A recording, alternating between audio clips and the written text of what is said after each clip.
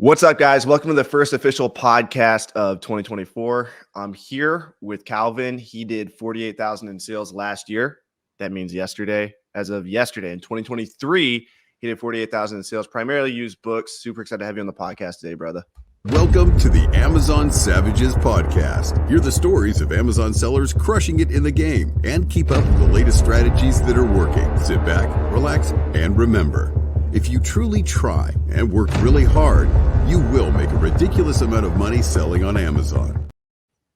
All right, so let's kind of hear your story about where you got started with all this. Did you see like a TikTok talking about selling books? Did you know about this opportunity? Did you Google something? Did a friend do it? How'd you even get into this?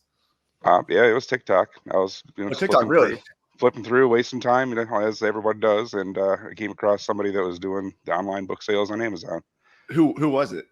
I don't remember at this point exactly who the first person was. It was a rabbit hole situation. So I saw one, and then I saw 10, and then I got into it myself. So wow, that's awesome.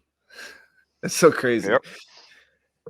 People say TikTok's like such a waste of time or whatever, but I've had some pretty good things come out of TikTok. Oh yeah, great information. I mean, you can waste a lot of time for sure. Yeah, you can. Yeah. It's funny because my friend was just telling me, he was like, "Yeah, I'm going down this rabbit hole on TikTok about it was about the whole Hawaii fires that were going on." And he was like, "It's just so negative. I'm in a bad mood all the time." And I got to delete the app. But the funny thing is, I met him through TikTok. He was posting on TikTok and he popped up on my For You page, and now we're like best friends because he's a wrestler and an Amazon seller, and it's very rare to find a wrestler and an Amazon seller. And so we just hit it off immediately, and it was because of TikTok. So yeah, good things can come out of that. Oh, definitely. So how did you, so you saw the TikTok, did you start immediately hitting up thrift stores, libraries? Like, what was your go-to strategy? I started off with thrift stores. It was just kind of the obvious answer. That's the direction that most people on TikTok. And where are you located again? Kalamazoo, Michigan. Okay, nice. And that worked okay. I happened to be jumping into this right when I got my income taxes back, so I had some extra liquidity. I probably invested about $2,000 at the very onset. Just going to thrift stores, getting my LLC set up, getting all the business things taken care of. About 2 to 3 months in, I discovered the Friends of the Library, and that just rocketed me up for being able to find books a good deal. Nice. From there, I was able to find a pallet supplier. Were you just going to the like ongoing sales? Were they letting you look at stuff in the back? Nope, my friends doesn't open up the back doors. It's just what's out on display, but it's a pretty big Friends library, so it works. Nice. That's awesome. The biggest tip I got there is find out when they restock and be there the next day, because my particular Friends library doesn't actually restock constantly. They like take a couple days off, and then they'll open back up with all their new stock. So if you can be there on that first day before anybody else gets there, yeah, I've walked away with $2,000-$3,000 worth of books in a day. Yeah, that's awesome. Like I said, from there, I found a pallet supplier, and that's kind of where I'm at right now, is mostly just Friends and pallets. Okay, so what's the pallet situation look like? Are you picking it up? Are you renting a truck? Are you just going through it at the location? No, it actually gets delivered to my house. It's a bit of an extra cost associated with it, but the pallets can come from anywhere within 1,000 miles. So that's you're so smart for doing that. Yeah. Years ago, must have been like 4 years ago now, I thought it was like so cool to rent a Ryder truck or Penske truck, and I drove across town. I'm like, this is so cool. I'm driving like a 26-foot truck. I had to back it up. First of all, wasted 4 hours doing that. Secondly, probably wasted $200 to $300 on the truck. Yep. And then third, it was a year later I found out they could deliver for $75. So I could have gotten that 4 hours back, eliminate the risk of potentially wrecking that truck, and obviously, pay less for the delivery fee. So yeah, I think that's really smart. You're doing that. Yeah, I have gone to the big sales and rented a truck, and then had like 4 or 5 books to throw into the back when I was done. That's pretty disheartening feeling when you spend a lot of time and money and effort and don't actually have anything to show for it. Yeah. Yeah, for sure. So how are these pallets doing for you? They're doing pretty good. I've usually see a return of about 150% Mm-hmm. on a pallet when I buy them, so that's not bad. Nice. And what are you paying for the pallets? It varies to some degree. The system that I'm going through, they take part of the profit out of the books. They actually scan everything, make sure everything is a good seller first before you buy it. So I'm getting less per book that way, but I'm getting more reliable books and a lot less chunk that I've got to find out what to do with. So Nice. I'm paying about $3,000 for a pallet. Wait, Ship. wait. Wait, you're paying $3,000 for a pallet? Like Yes, one pallet? it's a pallet that includes shipping, but they're all good Amazon books. Okay. So Okay. it's kind of like a cherry picking situation where I'm getting just the best of the Oh, who is possibilities. this? Who is this through? Pallet IQ. Pallet IQ. Oh, okay. Yep. Okay. You're doing marketplace pallets. I thought you were buying Yeah. pallets from like a thrift store. No. That would be a lot more processing and work than what I've got time for right now.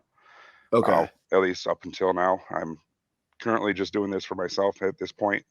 The past 2 years, I've been doing it as a side job. Gotcha. And when was the first time that you purchased one of these pallets? That had to be the summer of 22. Okay. So obviously it's profitable because Yeah. now Yep.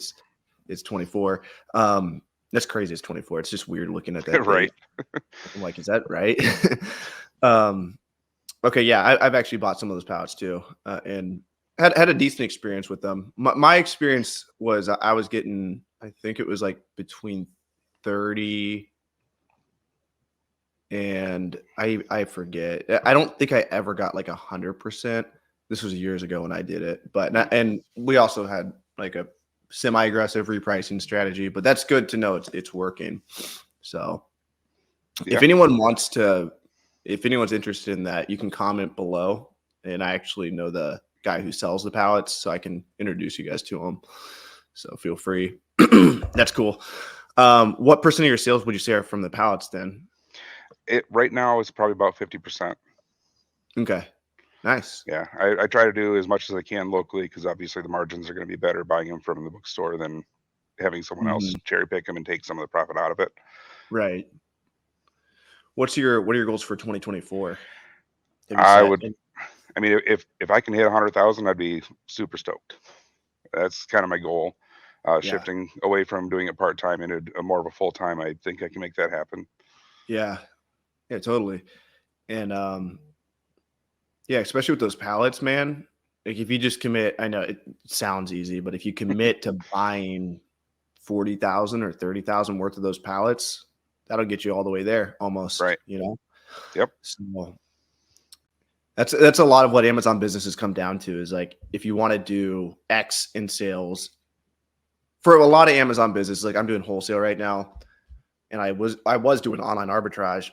But if your goal is to do $1 million in sales, you probably have to spend close to $500,000, maybe less, maybe 400,000, maybe if you have really good ROI, like 350,000. But the same thing with the book business. Like you want to grow a book business, find out what your average sales price is. Let's say it's $20, and you want to do 100,000 in sales, then you have to find 5,000 books. You know, it's just numbers, and Yep. then it becomes more manageable. Sometimes it might sound scary, like holy shit, 5,000 books is a lot. But then, especially with inventory spend, like inventory spend sounds so scary. Like, are you Oh kidding me? yeah. That guy could spend 50,000. But before you know it, like if you don't give up as an Amazon seller, you'll be spending like 100,000. Excuse me, I need to drink this coffee more. You'll be spending more than 100,000 like in a month. Like I've done that this year, and it like yeah, it felt crazy when it happened, but I think it's almost inevitable. Like if you just don't stop, because you know if you're doing an Amazon business and you have 20% ROI on 100,000 spend, you're only making 20,000, and so it's really not that crazy. And hopefully you sell it within 60 days, and then it just becomes like something you do. It's just like clockwork, you know. Yep. And if people working jobs with salaries, they'll be like, "Oh my gosh, like you spent $50,000 on a order." Like it to them, it sounds crazy because maybe their salary is 50,000 a year, but then it just becomes math to us. Right. So, do you have any interest in branching outside of books at all? Yeah, I've been doing a few things here and there. In fact, the books have kind of slowed down a little bit for me because I did something I shouldn't have done, and I took some money out of the book cycle to kind of branch out, and that kind of slowed things down. I wasn't able to buy as many pallets last year as I wanted to. Um, Gotcha. I've got a private label product. I've got a couple other things here and there that aren't really That's a panning good out. But combination, yeah, books and private label, because books are just insane return on your investment. And then private label is something long term that you could potentially sell.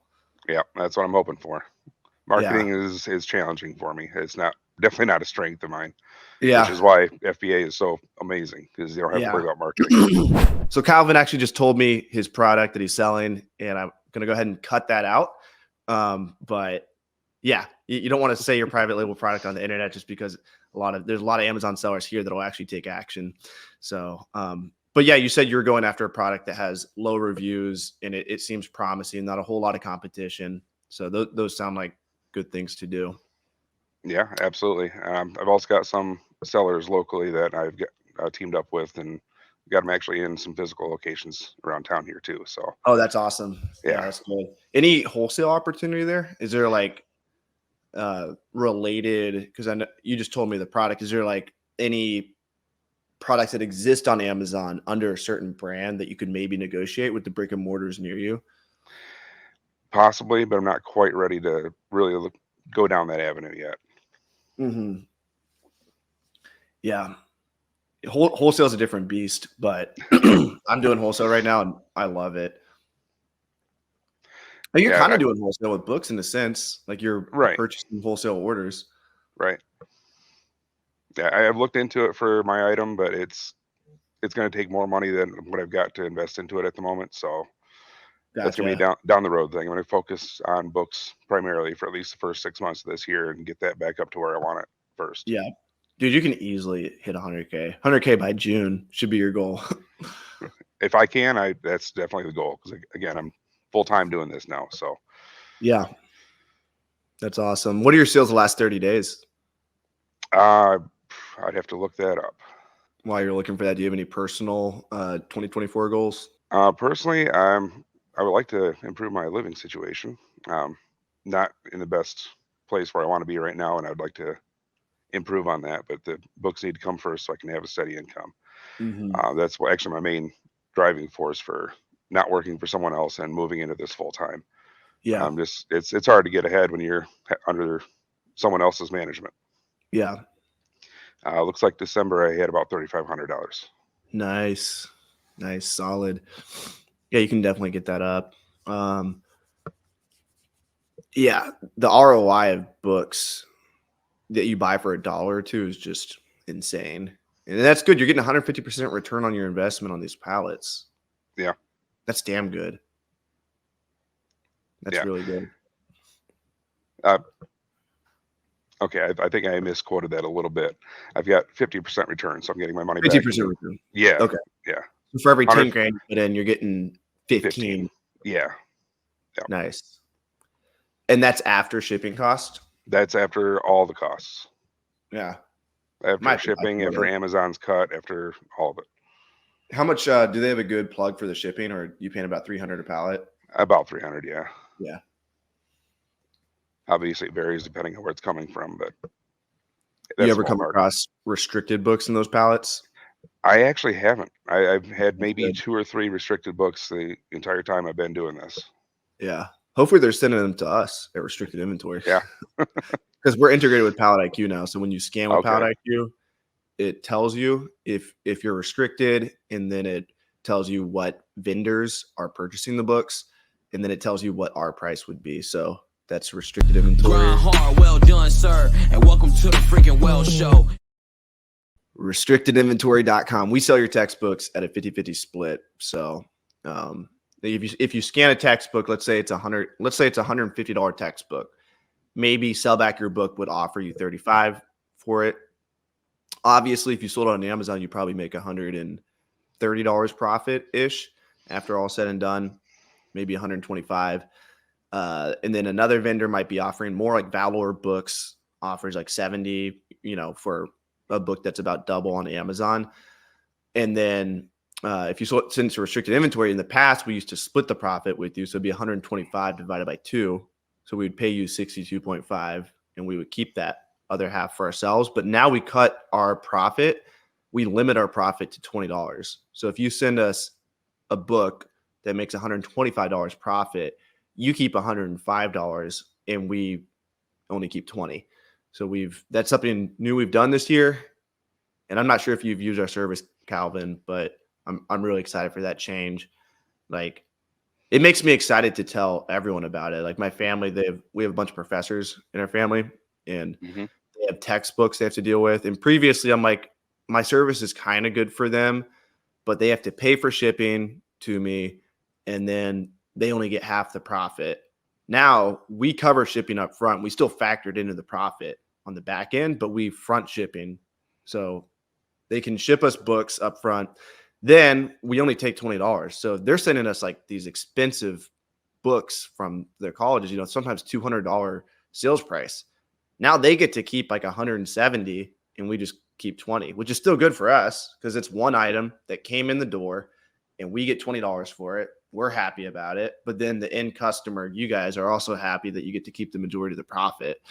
So yeah, I'm looking into getting a hold of colleges around town here to start talking to them about that very yeah, reason. So I've got your tab open. awesome. Yeah. What's going to be your strategy for approaching colleges? I've got a few connections with either schools that I went to or schools my friends have gone to. So I have connections in some of the Dude, I'm schools. telling you, it's a huge, huge, huge opportunity. So I went to college on a partial wrestling scholarship, and my parents paid for some, and then I also had some student loans. I paid off all that. It was about either $20,000 or $30,000. I paid all of that off with money I made from my book business, solely from my book business. Maybe a little bit of courses too, but in 2020, that's when I paid off all my school debt. In addition, they have sent me $30,000 worth of books. Nice. So restrictedinventory.com is a consignment business that I run for the Amazon selling community, but I also do it with colleges and stuff too. So actually not these colleges, that one college, the college I went to, the athletic directing department, they have all the athletes' books, all the wrestlers, swimmers, all these people, they buy their books, but they require that the athletes give their books back. And then what they were doing is they were going to bookscatter.com and they were scanning in the books and looking for the highest offer. So they were essentially doing what Pallet IQ does. Pallet IQ filters all the wholesale prices and tells you which one's the highest. So they were doing that with bookscatter.com, and they're having someone in the office send 2 books to sellbackyourbook.com, 4 books to Valor Books. And instead I came in and I was like, hey, look, just send me all your books to me and I will – actually, I did a 60-40 split with them. So I only paid them – I think I only paid them 40% profit. Hopefully they're not watching this right now. Everyone else gets a 50-50 split. And then, they ended up sending $30K in books. I made at least $10,000 off of them. And so if college did cost me $30,000, which I don't think it did, I think it cost me $20,000 out of my pocket, then I'm halfway there to paying with college from the books that they sent me. And if they continue to send me books, I need to actually call them. I think they haven't sent books in a while. I know they have them. And I'm going to tell them our new profit structure, which is even better than before. But I could pay for school simply by having the college send me their books, Yeah, absolutely. Yeah, I think that's on tap. Anyone listening, get into the colleges near you,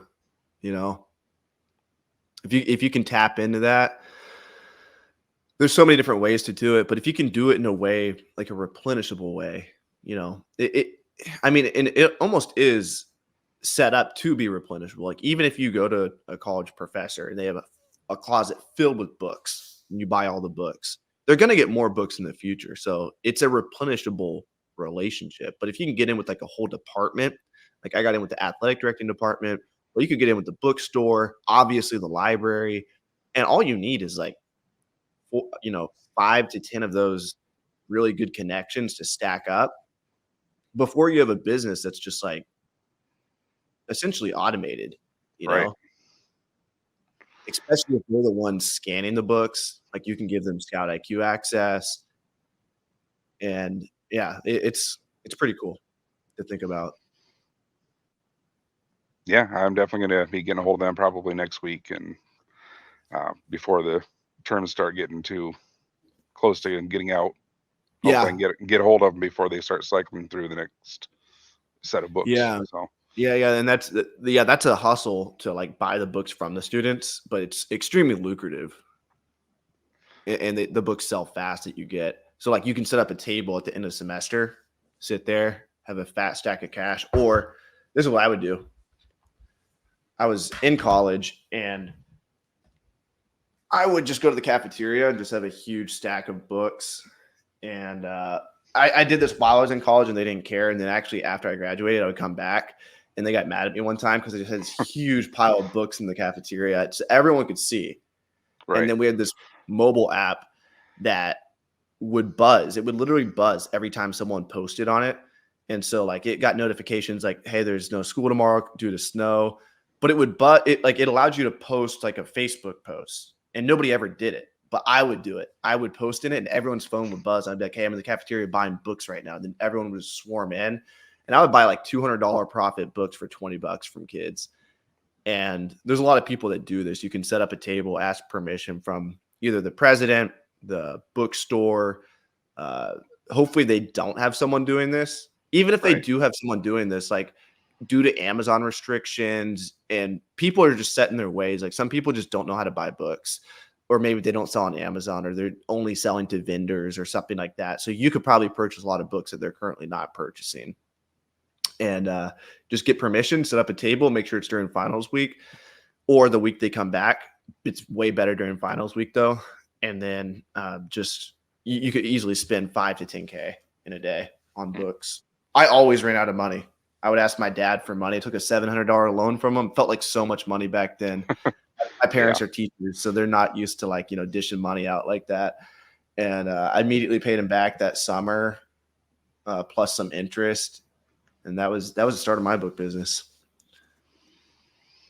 Yeah, it's amazing how little capital you can start with and actually turn it into something. Like I said, Yeah. when I started this, I had about $2,000 to start with, and I have probably only put another $2,000 into it out of my own personal money. Yep. So the entire success of my business is running off of $4,000 that I invested 2 years ago. Hey, that's So, awesome. I mean, 45 or 48,000 in sales this year, and I think it was 15 my first year. Yep. So it's over $60,000 in sales off of $2,000 to $4,000. Do you roughly know what your margin would be on that? I'm sorry, margin as far as So the difference between ROI and margin is on like 100,000 in sales. If you operate at a 15% margin, that means 15,000 is true profit. I'm right about 30%. 30%. Nice. Yep. Nice. Yeah, I think consignment would be amazing for you, man.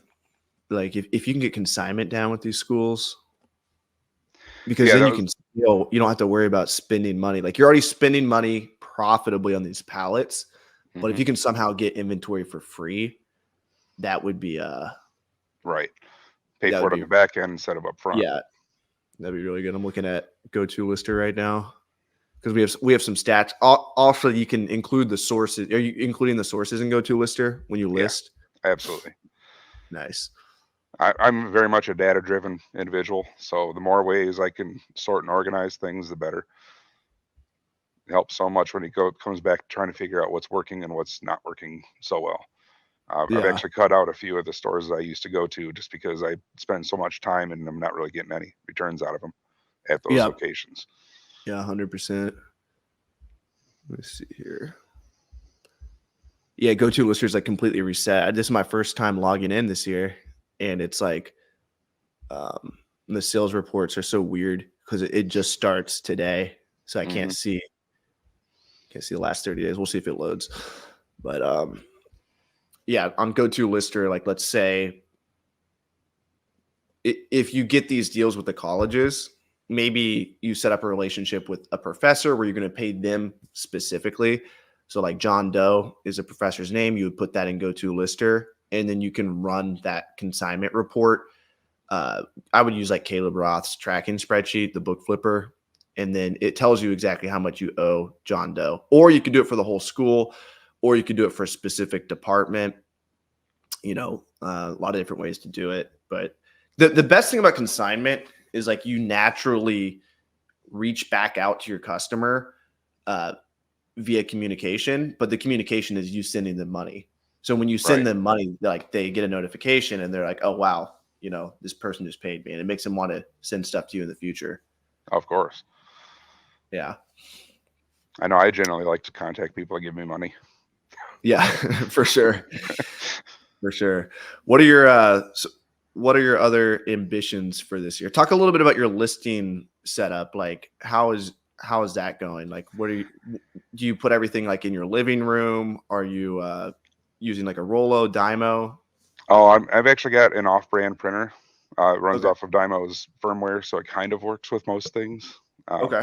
That's going to be one of my goals, is getting an actual branded printer, because Yeah. it's a headache that I keep running into. I don't want to anymore. But you're able to get that working with GoToLister? Yeah. Yep. Actually, your staff helped me get it going.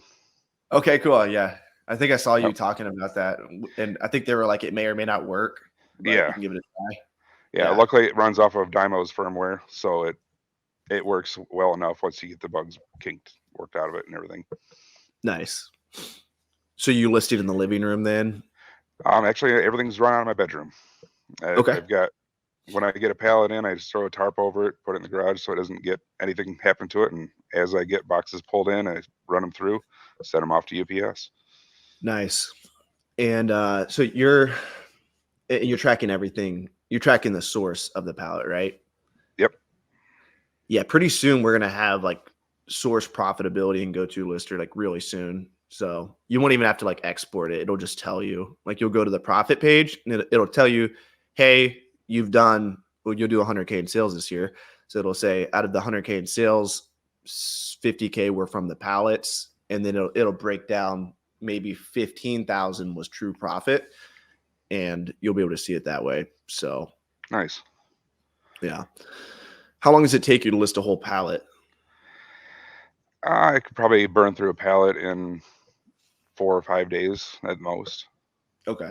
If I'm just hunkering down and just going for it. Do you know how many books you're listing per hour? I haven't been tracking that. A lot of the work I do, like I said, is from home, and I'm a single parent, so it's. Gotcha. I mean, I don't just hunker down and just list books. I'm usually doing about 5, 6 things at the same time. So. How old is your kid? She's 12. Okay. That's better than 12 months. Oh yeah. I remember those days. Yeah.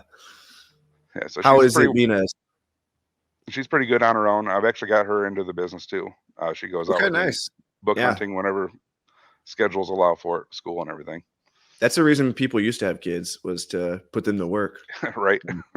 So you can make it a positive ROI experience. Yeah, absolutely. She loves and it. A tax write-off too. Yep.